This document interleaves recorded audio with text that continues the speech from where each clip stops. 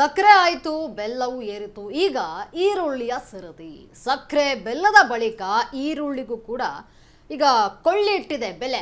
ಸಿಹಿಯ ಕಹಿ ಮರೆಯುವ ಮುನ್ನವೇ ಖಾರವಾಗಿದೆ ಈಗ ಈರುಳ್ಳಿ. ನೋಡಿ ಏನು ದಿನಬಳಕೆಯ ವಸ್ತುಗಳ ಬೆಲೆ ದಿನದಿಂದ ದಿನಕ್ಕೆ ಏರಿಕೆ ಆಗ್ತಾ ಇದೆ. ಸಕ್ಕರೆ ಆಯಿತು, ಬೆಲ್ಲ ಏರ್ತು, ಈಗ ಈರುಳ್ಳಿ ಸರದಿ. ಸಕ್ಕರೆ ಬೆಲ್ಲದ ಬಳಿಕ ಈರುಳ್ಳಿಗೆ ಕೊಳ್ಳಿ ಇಟ್ಟ ಬೆಲೆ. ಸಿಹಿ ಕಹಿಯ ಮರೆಯುವಂತಹ ಮುನ್ನವೇ ಖಾರದ ಈರುಳ್ಳಿ ಅಂದ್ರೆ ಖಾರ ಆಗೋಯ್ತು ಈರುಳ್ಳಿ ಅಂತ, ಬೆಲೆ ಜಾಸ್ತಿ ಆಯ್ತು ಅಂತ ನಾಲಿಗೆಗೆ ಕಹಿಯಾದಂತಹ ಸಿಹಿ, ಕಣ್ಣಲ್ಲಿ ನೀರು ತರಿಸ್ತಾ ಇದೆ ಈಗ ಈರುಳ್ಳಿಯ ಬೆಲೆ.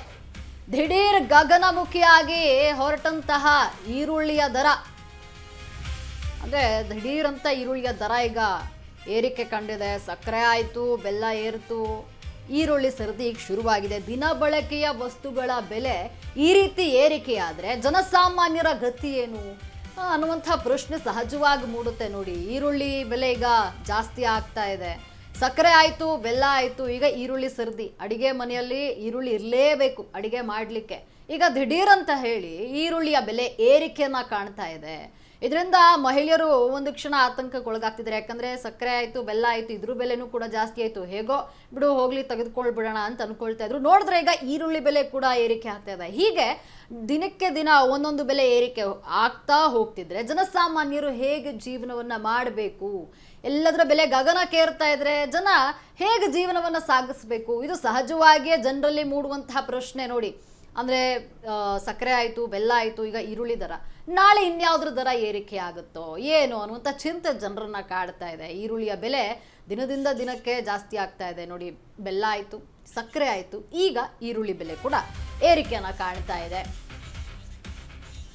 100 ರೂಪಾಯಿ ದಾಟಿದೆ ಈರುಳ್ಳಿಯ ಬೆಲೆ. ಈಗ ಅಡುಗೆ ಮನೆಯ ಬಜೆಟ್ಗೆ ಮತ್ತೊಂದು ಹೊಡೆತ ಬೀಳ್ತಾ ಇದೆ. ನೋಡಿ, ಈರುಳ್ಳಿಗೂ ತಟ್ಟಿದಂತಹ ಬೆಲೆ ಏರಿಕೆಯ ಬಿಸಿ. ಜೂನ್ನಲ್ಲಿ 25 ರೂಪಾಯಿ ಇದ್ದಂತಹ ಈರುಳ್ಳಿಯ ಬೆಲೆ ಈಗ ದಿಢೀರಂತ ಏರಿಕೆಯನ್ನ ಕಂಡಿದೆ. ಅಂದ್ರೆ ಆಗಸ್ಟ್ನಲ್ಲಿ 75 ರೂಪಾಯಿ ಆಸುಪಾಸಿಗೆ ಈಗ ಈರುಳ್ಳಿಯ ಬೆಲೆ ತಲುಪಿರುವಂಥದ್ದು. ಕಳೆದ ವರ್ಷಕ್ಕೆ ಹೋಲಿಸಿದ್ರೆ 45% ಹೆಚ್ಚಳವನ್ನ ಕಂಡಿದೆ ಈರುಳ್ಳಿಯ ಬೆಲೆ. ಇನ್ನು ಕೆಲವೇ ದಿನಗಳಲ್ಲಿ 100 ರೂಪಾಯಿ ಗಡಿ ದಾಟಲಿರುವಂತಹ ಬೆಲೆ, ಈರುಳ್ಳಿಯ ಬೆಲೆ 75 ರೂಪಾಯಿ ಇದೆ. ಇನ್ನೇನು ಕೆಲವೇ ದಿನಗಳಲ್ಲಿ 100 ರೂಪಾಯಿ ಆದರೂ ಆಗುತ್ತೆ. ಈರುಳ್ಳಿ ಬೆಲೆ ಏರಿಕೆಗೆ ಮಳೆಯ ಕೊರತೆ ಕಾರಣವಾಗ್ತಾ ಇದೆ. ನೋಡಿ, ರಬಿ ಮಳೆಯಿಂದ 60-65% ಈರುಳ್ಳಿ ಕಡಿಮೆ ಆಗಿರುವಂಥದ್ದು. ಈ ಬಾರಿ ರಬಿ ಈರುಳ್ಳಿ ಉತ್ಪಾದನೆ ಪ್ರಮಾಣ ತೀರಾ ಕಡಿಮೆ ಆಗಿದೆ. ಅಕಾಲಿಕ ಮಳೆಯಿಂದಾಗಿ ಉತ್ಪಾದನೆ ಪ್ರಮಾಣ ಕಡಿಮೆ ಆಗಿದೆ. ಹಾಗಾಗಿಯೇ ಬೆಲೆ ಏರಿಕೆ ಆಗ್ತಾ ಇರುವಂಥದ್ದು. ನೋಡಿ, ಅಂದರೆ ಈಗ ಈ ಮಂತ್ 75 ರೂಪಾಯಿ ಇದೆ, ಮುಂದಿನ ದಿನಗಳಲ್ಲಿ 100 ರೂಪಾಯಿ ದಾಟುತ್ತೆ. ಅಡುಗೆ ಮನೆಯ ಬಜೆಟ್ಗೆ ಈಗ ಮತ್ತೊಂದು ಹೊಡೆತವನ್ನ ಬೀಳ್ತಾ ಇದೆ. ಪ್ರತಿದಿನ ಅಂದರೆ ನಾವು ದಿನನಿತ್ಯ ಬಳಸುವಂತಹ ವಸ್ತುಗಳ ಬೆಲೆ ಏನಿದೆ ಅದು ಏರಿಕೆ ಆಗ್ತಾ ಇದೆ. ಈರುಳ್ಳಿಯ ಬೆಲೆ ಈಗ ದಿಢೀರಂತ ಏರಿಕೆ ಆಗಿದೆ. ನೋಡಿ, ಜೂನ್ನಲ್ಲಿ 25 ರೂಪಾಯಿ ಇತ್ತು 1 kg ಈರುಳ್ಳಿಗೆ, ಈಗ 75 ರೂಪಾಯಿ ಆಗ್ತಾ ಇದೆ. 75 ರೂಪಾಯಿ ಆಸ್ಪಾಸಿಗೆ ಬಂದಿದೆ.